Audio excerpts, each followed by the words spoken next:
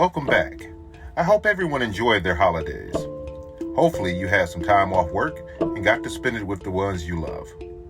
Now that the presents are open and the leftovers are gone, it's back to business as usual. When you think of the places that make you feel the most vulnerable to attack, what do you imagine? Is it large crowds or maybe underground parking structures? Dark alleys are a no-go for most people. But how about a place that most of us visit at least a couple of times a week? Our local gas station. In this episode, we will see that high gas prices aren't the only dangers at the pump. So grab the last of that Christmas candy, sit back, and let's get into it.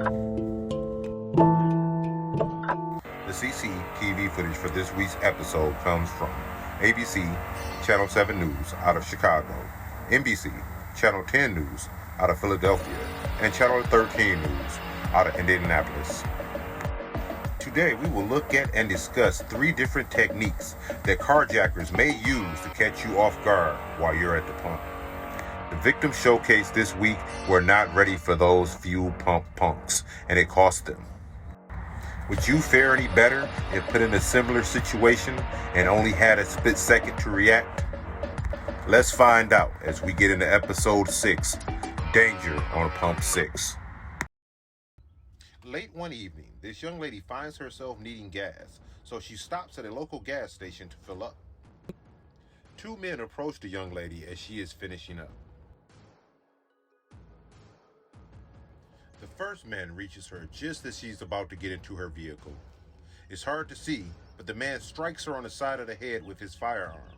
The blow is hard enough to draw blood. The men demand that she hand over her car.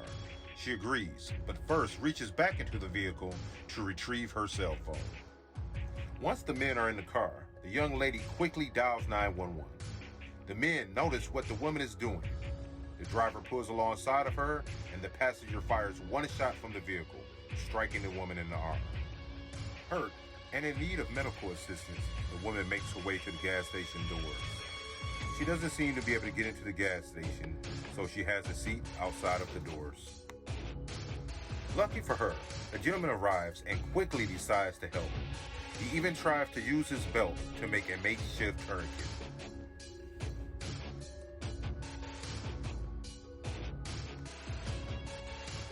And he even waits with her until police arrive.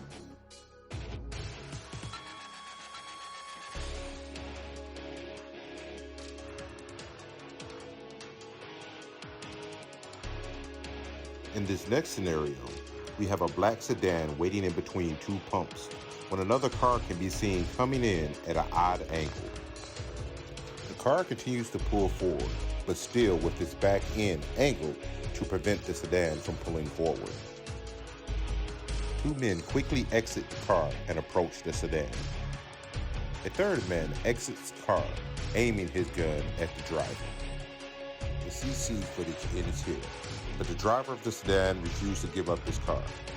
He was shot twice, once in the upper thigh and once in the groin area. If the first 2 scenarios were scary, this one is flat out terrifying. The red car pulls into the gas station when all of a sudden, the doors of the cargo van in front of them flies open. 4 heavily armed men jump out of the van and storm the car. One of the armed men even jumps on top of the hood of the car, pointing the weapon at the driver. The driver reacts quickly. He jumps out of the car and sprints towards the gas station with the bad guys in tow. The victim's car was stolen, but he escaped without injuries. Now let's break it down. In the first scenario, the woman was out past midnight attempting to fill up her car. Whenever possible, we should avoid going to the gas station at night, especially if the inside is already closed. Next, we have 2 men walking towards the woman. Both men have their hands concealed. One has his hands in his pocket and the other has his behind his back. This should register as a red flag for the woman. She did the right thing by giving the carjackers what they wanted. She even had enough forethought to get her phone from the car before the men were able to get inside. However, her mistake was staying in the immediate area after surrendering her vehicle. She put herself in danger further by attempting to call the police while the thieves were still right in front of her. It is unclear why the driver of the sedan is waiting between the pumps. Whatever the reason, waiting in his car gave the thieves the opportunity they needed to block him in. It is easy to get distracted when you're sitting in your car. Fiddling with the radio or digging through your glove box can draw your attention away from your surroundings. This could be the reason why the driver didn't react to the car pulling in at such a strange angle. Or it could be that the driver just thought the other car was having difficulties pulling in. Whatever the reason, it isn't wise to allow yourself to be blocked in such a way. Once the armed men demanded the car, the driver refused to give up his vehicle. This was not a wise move. The driver suffered 2 gunshot wounds because of his decision. Remember, material goods can be replaced. You cannot. If confronted by armed men, give them what they want and try to get to a safe location. There is a time to fight, but not when you're being held at gunpoint by 3 armed men. The next driver did a splendid job of getting away from the thieves. As soon as he noticed something was off, he bolted towards safety. Deciding to run could have put him at risk, but the driver decided it was safer to run than to be held at gunpoint by 4 heavily armed men. Out of each victim we looked at today, I have to say he did the best. He was aware of his surroundings, and at the first sign of trouble, he fled. He knew that his car was not worth his life. Avoid getting gas at night whenever possible. According to the DOJ, the peak hours for violent crimes committed by adults starts at about 9 p.m. and drops off at about 5 a.m. As always, stay aware of your surroundings. Don't allow yourself to become too distracted by the radio, a phone call, or anything else that draws too much of your attention. Don't allow yourself to be boxed in or for strangers to get too close. Try to position your vehicle so you have room to make a quick escape if needed.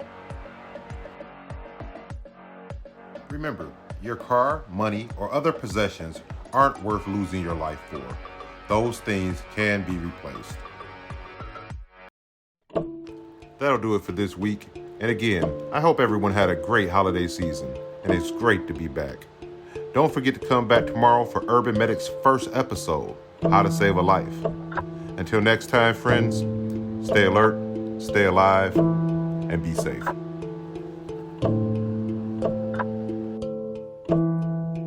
Thank you for watching another episode of Split Second. If you liked the video, please make sure to hit the like and subscribe button so we may bring you more content like this.